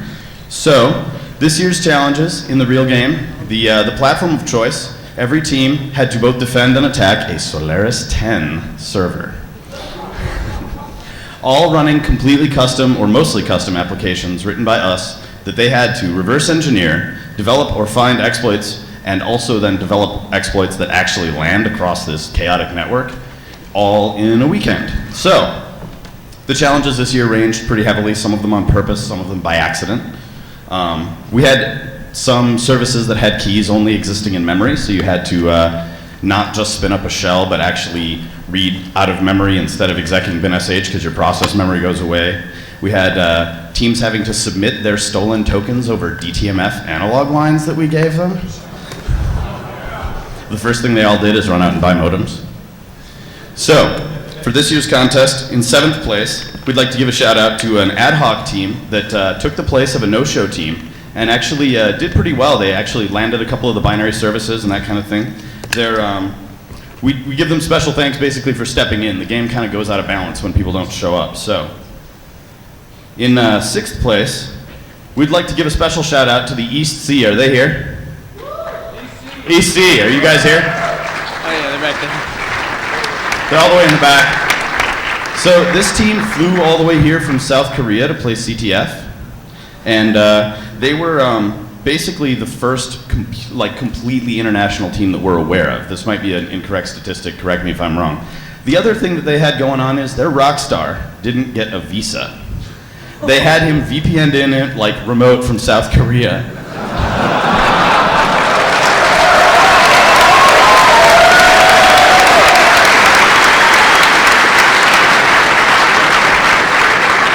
Coming in 5th place is the team that Ken Shoto all collectively decided had the best name, which is the team Our Wives Are Pissed. They told me that they had to win because it would be the only way that they wouldn't be so pissed. This is their first time playing and they did a fantastic job. In 4th place, we have the ever-present School of Root, previous year's winners, and most stolen from this year. So, big shout out to them. Where's the school at? Nah? Oh, there they are, all back there. Why is it that all the CTF people are in the back? Of course you are. In 3rd place, we have Shellfish, last year's winners. They were like the breakthrough leads. So the way CTF works is you steal tokens, you overwrite tokens, and you submit to us proof that you are capable of landing these particular services. So the teams that are the first ones to discover and successfully exploit particular vulnerabilities get special points. Because in previous years, one of the things that we noticed when we played was that we would do all this work and then develop something really cool and throw it, and then another team would capture it and replay it, and we'd get 1 scoring cycle's worth of tokens, and then everybody else would be doing the same thing. So breakthroughs are a critical component of the game, and Shellfish was by far and away the breakthrough lead. So big shout out to Giovanni and them.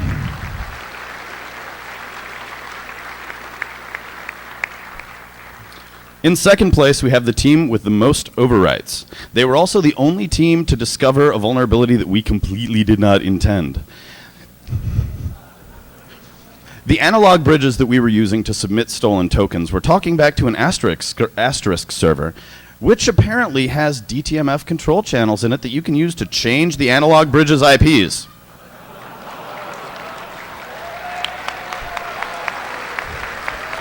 So, in 2nd place, we'd like to give a shout out to the team FedNot, who said that their entire preparation strategy was put laptops in suitcases.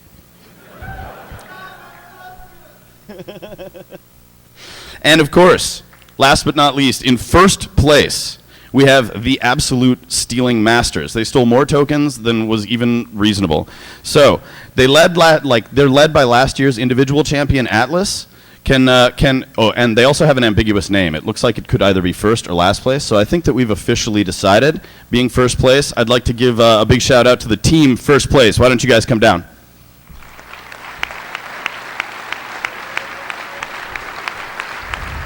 Atlas. There they are.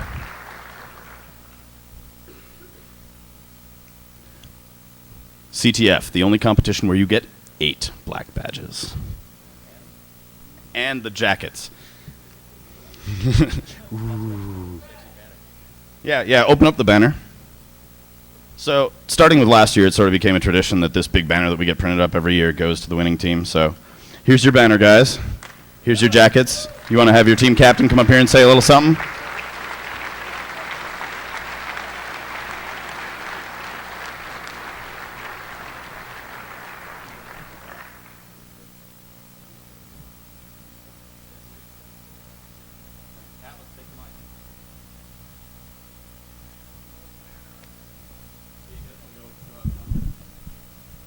First of all, I'd like to thank my awesome team. I'm not that great. I already told you that earlier this week. But I get choops for choosing great guys. I'd also like to thank the Kenshoto guys. They put together a great competition this year. The pre-quals also rocked. Thank you very much to DEF CON staff, the wonderful Gophers, my wife. Oh, wait. And thank you very much. A lot of you guys come up and support us, cheer us on. Appreciate it. It's been a long weekend. We did well. Thank you. Thank you.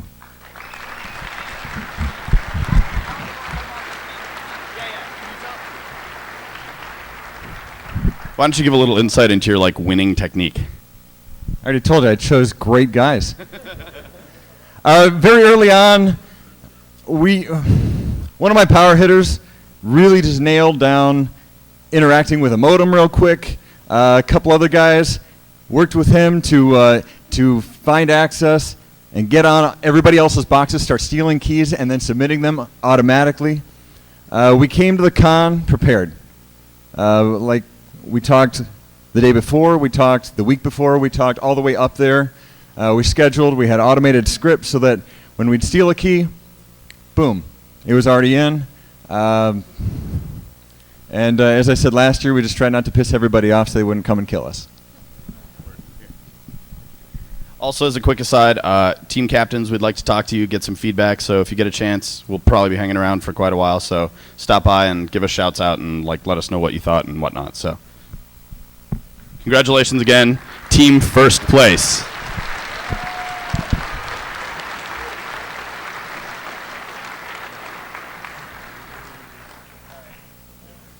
All right, so that's it for my area. We're going to have Lockheed come up. Again, if you have any ideas for contest, really would like to hear it. Also want more participation next year. Thank you very much from the contest area. Here's Lockheed with the network.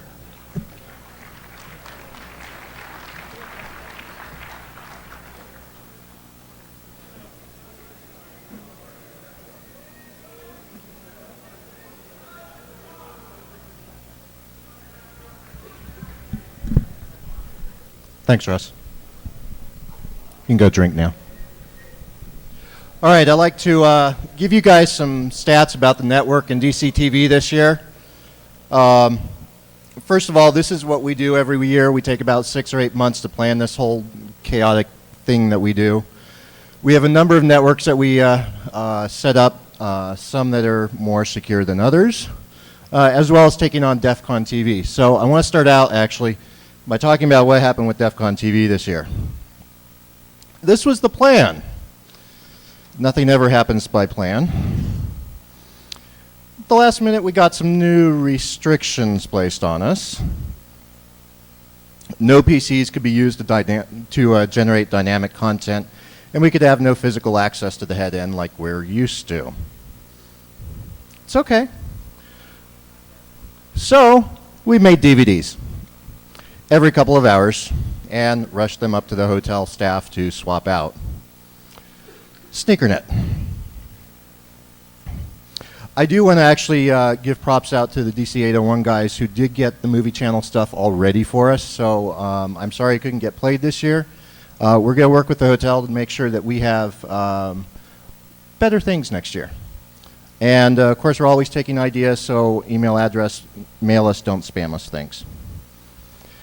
The network this year is much what it always is every year.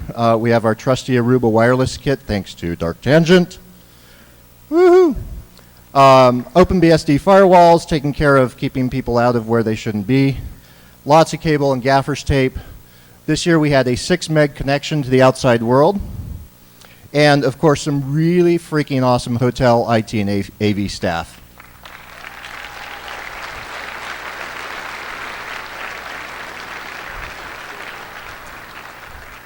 We were really worried about this being a union hotel this year, seeing as we couldn't do a whole lot ourselves, and we had to make them do it, so we kind of considered that we've evolved to a higher state of being. But none of it would have been possible with a lot of homebrew. If you've ever seen the DEF CON knock, it kind of looks like that at any given time of day up in our luxurious skybox. Internet traffic this year, we saturated our connection all weekend long. So that's about 172 gigs of porn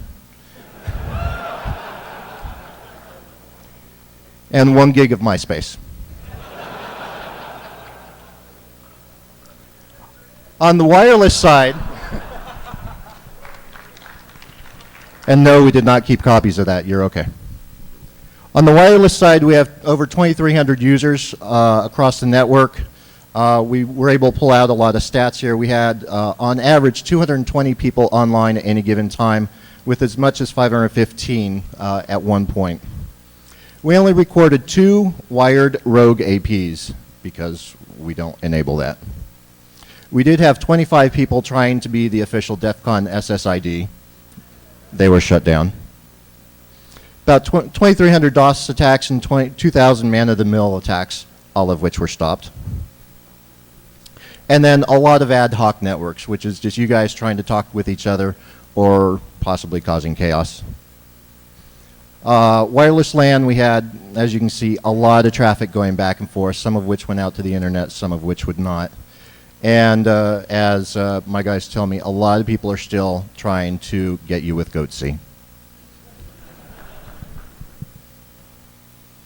So I do, as we mentioned at the top of almost 2 hours ago, want to give a lot of thanks to my infrastructure guys, Heather and Video Man. It's always good to have a married couple on infrastructure. Squeak and Effin for doing all the Wi-Fi stuff, Major Malfunction for being a resident bad man. I take care of all the politics, and of course, Derek and James from Rant Radio for handling all the DC TV stuff. So, up in the skybox, give them a hand, guys.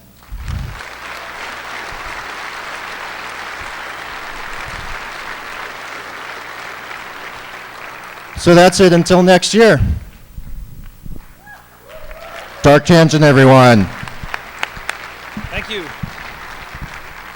So next year we'll need more of those mega gigabits, won't we?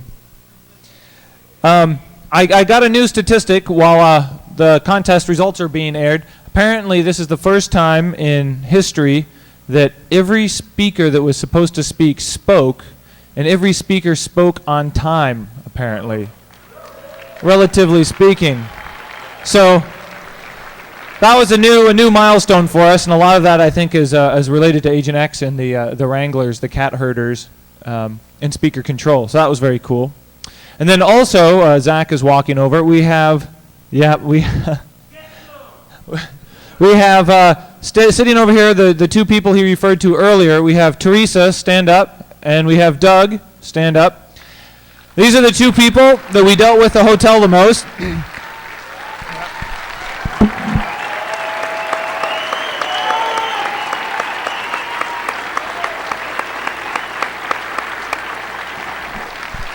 Without their help and them working with us for many months before the show and during the show, none of this would ever happen. And so we want to say a special thank you to you guys for being a super cool team to work with. And, we're not all that scary in the end. So, so we'll be seeing you next year.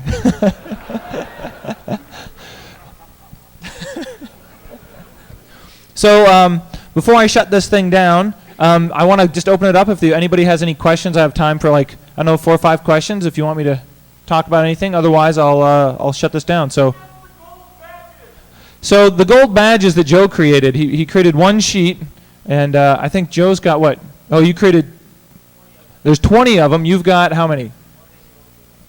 I've got 1, yeah, and I owe you another one because you have 2. So we've got 18 in the DEF CON World Headquarters somewhere. Did you want one? Is that what you're getting at? Yeah. So maybe in the future we'll give that away as an extra super secret prize or something, because we have no need for 18 of them. I just want to keep 1 and put it on the shelf. So we might come up with a reason next year to release one, maybe for the badge hacking contest or something. So don't despair. Any other questions? What? Why do I hate freedom? As in freedom.net? I liked that network until it went down. Anybody else? Are we cool? Do we think we like this place? Are we going to come back next year? You think?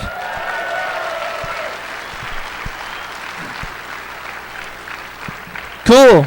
Okay, so my what I wrote at the beginning of the con and the program, the evolve or die. I think we're evolving, so that's the plan. So I'll see you guys next year, and give everybody a round of applause for putting this bad boy on. See you guys.